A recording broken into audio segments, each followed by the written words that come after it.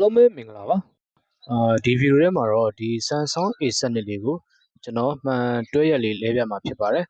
ဖုန်းကတော့ဒီမှန်ရောအထက်က LCD ရောဒါထိထားတယ်ပေါ့နော်ဒီဖုန်းကကျွန်တော်တို့အိမ်မှာသုံးနေတဲ့ဖုန်းလေးပါကျွန်တော်ကကျွန်တော်ဒီဖုန်းဆိုင်ဖွင့်ပါတယ်ဒါပေမဲ့အခုကဖုန်းဆိုင်မဖွင့်တော့ဘူးဆိုတော့ကျွန်တော်မှရှိတဲ့ပစ္စည်းလေးနဲ့အဆင်ပြေအောင်လုပ်ပြမှာဖြစ်ပါတယ်ဒီဗီဒီယိုထဲမှာတော့ကျွန်တော်ဖုန်းမှန်ပစ္စည်းသွားဝယ်တဲ့ vlog လေးပါကျွန်တော်ထည့်ရိုက်ပြတာပါတယ်စိတ်ဝင်စားရင်ဗီဒီယိုလေးကိုအဆုံးထိကြည့်ရှုပေးပါခင်ဗျာပထမဦးဆုံးကျွန်တော်တို့ကဒီဖုန်းရဲ့ဘက်ကဘာကိုခွာမယ်ပေါ့နော်အဲ့ဒီမှာသတိထားရမှာကနောက်ပိုင်းဖုန်းတွေမှာကျွန်တော်တို့ ဘေး finger တွေမှာပါလာတဲ့ဖုန်းတွေဆိုလို့ရှိရင်ကျွန်တော်တို့အဲ့မှာကြိုးလေးမြင်နေရတယ်ပေါ့နော်တခါလေကြားလို့ရှိရင်ကျွန်တော်တို့ဒီဘက်ကဘာကိုခွာလိုက်လို့ရှိရင်ဒီအမှုမဲ့မှတ်မဲ့ပေါ့နော်အဲ့မှာကြိုးလေးကပြတ်သွားတတ်တယ်ပေါ့နော်အဲ့ကြရင်ဒါပစ္စည်းကအလွယ်တကူဝယ်ရတာအကြောင်းမဟုတ်ပေမဲ့ပစ္စည်းရှားတဲ့ဟာဆိုလို့ရှိရင်တော့အဆင်မပြေဖြစ်တတ်ပါတယ်ဒါကြောင့်ခွာရင်သတိထားပြီးခွာစေချင်ပါတယ်ဒီပြတ်သွားရင်တော့ဂျမ်ပါကြော်ရင်ရကောင်းရနိုင်တယ်ပေါ့နော်ဒါပေမဲ့မလုပ်တဲ့လူတွေအတွက်မှာတော့ဒါအဆင်မပြေဖြစ်တတ်ပါတယ်ဒါကြောင့်သတိထားစေချင်ပါတယ်ခင်ဗျာဒါဆိုရင်ဗီဒီယိုလေးကိုဆက်ကြည့်လိုက်အောင်ခင်ဗျာပထမဦးဆုံးကျွန်တော်ကဒီမှန်မလဲခင်မှန်ကိုဒီ spare part ဆိုင်မှာသွားပြီးစမ်းဖို့အတွက်လိုအပ်တဲ့အစိတ်ပိုင်းလေးကိုဖြုတ်ပါမယ် body အနောက် body cover လေးကိုဖြုတ်ပြီးတော့အဲ့ဒီမှာဖုံးလေးတွေတက်ထားတယ်ဖုံးလေးတက်ထားတဲ့ screw driver လေးတွေကိုကျွန်တော်ဖြုတ်ပါမယ်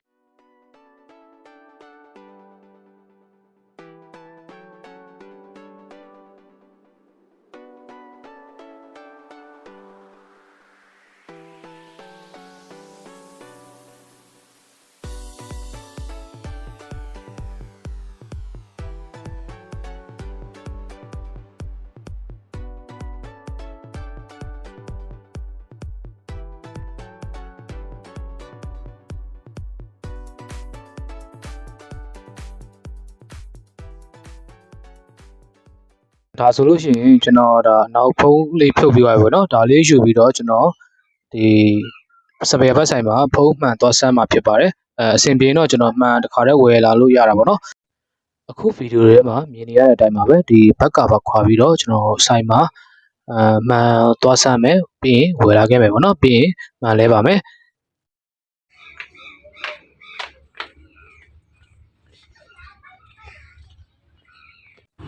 ဒီမှာစပယ်ဘတ်ဆိုင်ရှိတဲ့အတွက်ကြောင့်မို့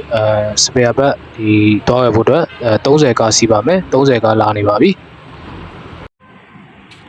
လေးရရောက်ပါပြီဒါဆိုလို့ရှိရင်ကျွန်တော်မှပါလာတဲ့ဒီဖုန်းနဲ့ဒီစပယ်ဘတ်ဆိုင်မှာသွားပြီးတော့ဒီပစ္စည်းကိုစမ်းသပ်ပြီးတော့ဝယ်လာမှာဖြစ်ပါတယ်ဒါဆိုလို့ရှိရင်ဗီဒီယိုလေးကိုဆက်ကြည့်ပေးပါခင်ဗျာ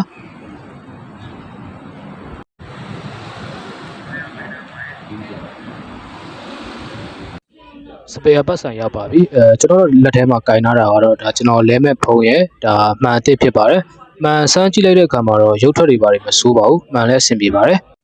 မှန်ဝဲလို့ပြီးပါပြီဒါဆိုလို့ရှိရင်ဒီဖုန်းအတွက်ကျွန်တော်လိုအပ်မဲ့ကာဗာနဲ့ဒီမှန်မကွဲလေးကိုအရှိကဒီဖုန်းအပုပ်ပစ္စည်းဆိုင်မှာကျွန်တော်ဝယ်ပါမယ် accessory ဆိုင်မှာပေါ့နော်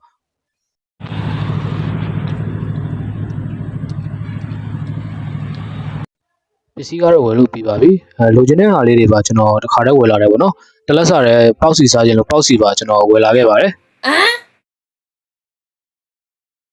အိမ်ပြန်ရောက်ပါပြီဒါဆိုရင်ကျွန်တော်မှန်လဲဖို့အတွက်လိုအပ်တာလေးတွေခွာပြီးတော့ကျွန်တော်မှန်စလဲပါတော့မယ်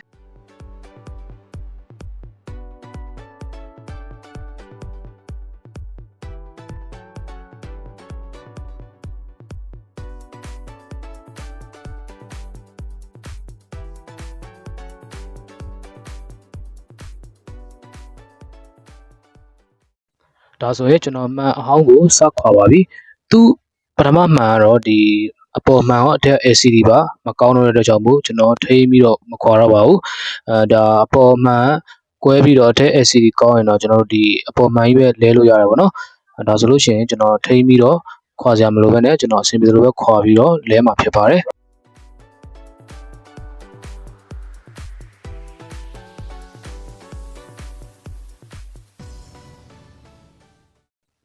မှန်ခွာပြီးပြီဆိုတော့သူ့မှာပါတဲ့ကော်အဟောင်းတွေကိုပြောင်းရှင်းရပါမယ်ပြောင်းမရှင်းရင်ကျွန်တော်တို့မှန်အသစ်ပြန်ကန်ရင်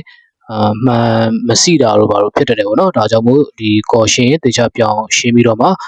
မှန်ကတ်မှအဆင်ပြေပါတယ် ကော်အဟောင်းတွေရှင်းပြီးပြီဆိုတော့ဝယ်လာတဲ့မှန်ကိုနောက်တစ်ခေါက်ဒီထပ်ပြီးတော့ရုပ်ထွက်ကောင်းမကောင်းတဲ့test တွေမိတစ်ခါထပ်ဆန်းပါမယ်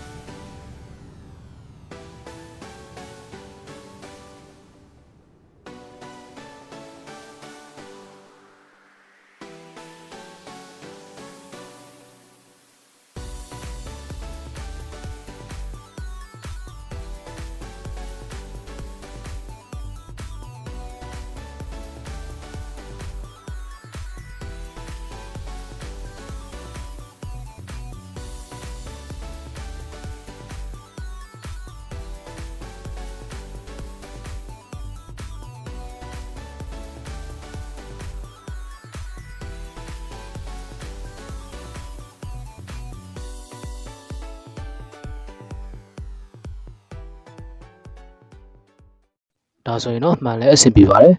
အဲ့ဒါဆိုကျွန်တော်မှန်အစ်စ်ကိုကော်နဲ့တေချာကတ်ပါတော့မယ်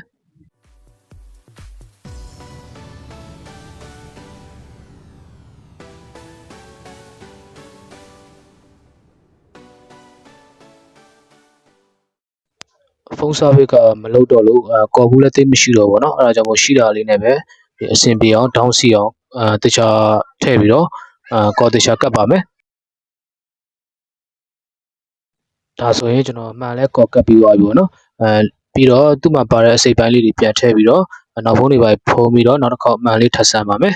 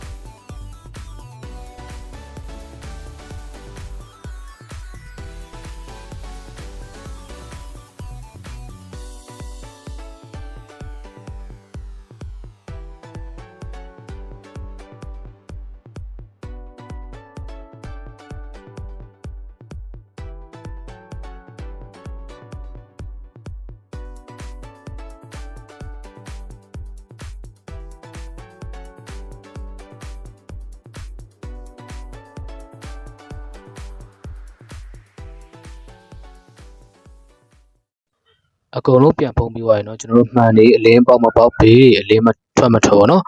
ကြည့်ပါမယ်အကုန်လုံးဆင်ပြေတယ်ဆိုရင်တော့ကျွန်တော်တို့ပြီးရင်ဒီတေပင်အပျော်စားဖြစ်ဖြစ်တိတ်နေဖြစ်ဖြစ်ဒီမှန်ကိုတေချာစီအောင်ကဲ့ရပါမယ်ပေါ့နော်မကတ်ဘူးဆိုလို့ရှိရင်တော့ကြောင့်ကော်တွေကဒီကြွလာလို့ရှိရင်မှန်နေပြန်ဟတတ်တယ်ပေါ့နော်အဲ့ဒါကြောင့်မို့ပါ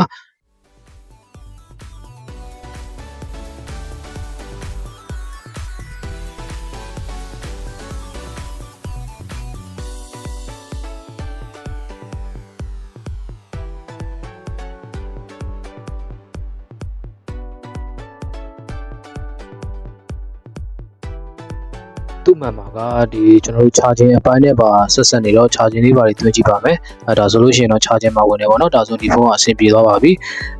အထူးရှုပေးကြတဲ့အတွက်အားလုံးကျေးဇူးတင်ပါတယ်နောက်ဗီဒီယိုမှာပြန်တွေ့ပါမယ်ခင်ဗျာအဆင်ပြေတယ်ဆိုရင် like and subscribe လေးလုပ်ပေးကြပါခင်ဗျာကျေးဇူးတင်ပါတယ်